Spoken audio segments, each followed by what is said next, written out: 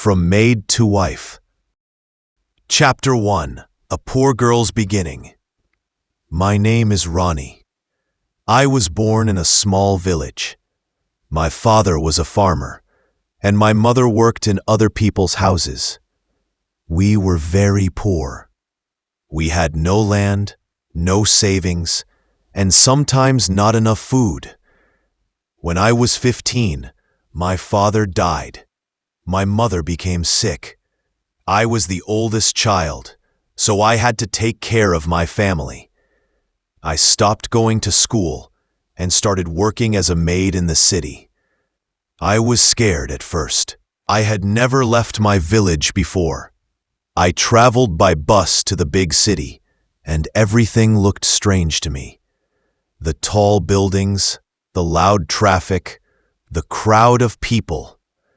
I felt small and lost, but I had no choice. I had to work. Chapter 2. The Rich House. A kind woman named Mrs. Mara took me as a maid in her house. She was rich. Her house was big, with shining floors, soft sofas, and more rooms than I could count. For me, it was like a palace. My work was simple but hard. I cleaned the floors, washed the dishes, did laundry, and sometimes cooked. I woke up early and slept late. My hands became rough and my back often ached, but I never complained. I was thankful because I could send money to my mother and younger brothers in the village. In that house lived Mrs. Mara, her husband, and her only son, Raj. Raj was 24 years old, tall and handsome. He had studied abroad. He was kind to everyone, but I never dared to speak much to him. I was just a maid, and he was the owner's son. Our worlds were different. Chapter 3. A Kind Gesture. One evening, while I was cleaning the garden, it started raining heavily. I ran to pick the clothes hanging outside. My feet slipped and I fell. My knee got hurt and blood started coming out. Raj saw me. He came running, lifted me up, and took me inside. He cleaned my wound himself and put medicine on it. I was shocked. No one had ever cared for me like that. I whispered, "Thank you, sir." He smiled. "Don't call me Sir, Ronnie. Just call me Raj." That was the first time I looked into his eyes properly. They were warm and gentle. Something new stirred in my heart that day. Chapter 4. Friendship. After that incident, Raj often spoke to me. He asked about my family, my village, and my dreams. At first I was shy, but slowly I began to open up. I told him how I wished to study again. I told him how I wanted a better life for my brothers. He listened carefully, never laughing at me. Instead, he encouraged me. "Ronnie," he said once, "you are smart. If you study again, you can achieve more than you think." His words gave me hope. At night, after finishing my work, I started reading old books. Sometimes Raj helped me understand things. A strange friendship grew between us. Chapter 5. Society's Rules. But not everyone liked this friendship. Other servants in the house started whispering. They said, "The maid is trying to get close to the master's son." Mrs. Mara also noticed. One day she warned me, "Ronnie, remember your place. Don't cross limits." I felt small and ashamed. I decided to keep distance from Raj, but he noticed my silence. "Why are you avoiding me?" he asked. "You are rich. I am poor. People will talk," I replied. He looked serious. "I don't care what people say. You are my friend." My heart beat faster, but I still kept quiet. I knew the gap between us was too wide. Chapter 6. The Proposal. Months passed. One day, Raj returned from work and called me to the garden. I went nervously. He looked straight into my eyes and said, "Ronnie, I don't want you to be just my friend. I want you to be my wife." I froze. His words felt unreal. A maid becoming the wife of a rich man? It sounded impossible. Tears filled my eyes. "Raj, don't joke with me. I am not worthy." He held my hand gently. "Love doesn't see rich or poor. I love you, Ronnie. I want to spend my life with you."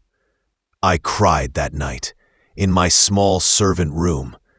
My heart wanted to say yes, but my mind feared society. Chapter 7. Struggles begin.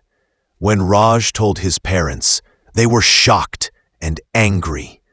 Mrs. Mehra shouted, "How can you think of marrying a maid?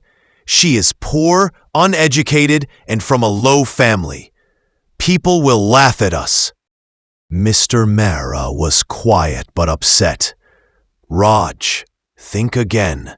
You can marry a girl from a good family with status and money." But Raj stood firm. "I don't care about status. I love Ronnie." The arguments went on for weeks. I wanted to leave the house, but Raj stopped me. "If you go, I will come with you," he said. Chapter 8. A Test of Love. The pressure was heavy. Relatives, neighbors, and even friends tried to change Raj's mind. They told him, "You are ruining your future." I also begged him, "Please forget me. I don't want to destroy your family's respect." But he shook his head. "You are my respect. Without you, I am nothing." His love gave me strength. Slowly, his parents began to see that he was serious. They realized they could not separate us. Finally, with heavy hearts, they agreed. "If this is what you truly want, then marry her," Mr. Mehra said. Chapter 9. The Wedding. Our wedding was simple but beautiful. I wore a red sari that Mrs. Mehra herself gave me. Maybe she had accepted me at last. When I sat beside Raj in the mandap, I felt like I was in a dream. The poor maid, who once cleaned floors, was now becoming the wife of the master's son. Raj looked at me with love and pride. "You are my choice, Ronnie. Always remember that." With tears of joy, I whispered, "And you are my destiny, Raj." Chapter 10. From Maid to Wife. Life after marriage was not easy. Some relatives still criticized me. Some society people looked down on me. But Raj stood beside me always. He encouraged me to study again. I joined evening classes, learned English, and completed my high school. Later, I even did a small course in tailoring and started my own boutique with his support. Slowly, people's attitudes changed. They saw my hard work and our strong love. Mrs. Mera also began to love me like her own daughter.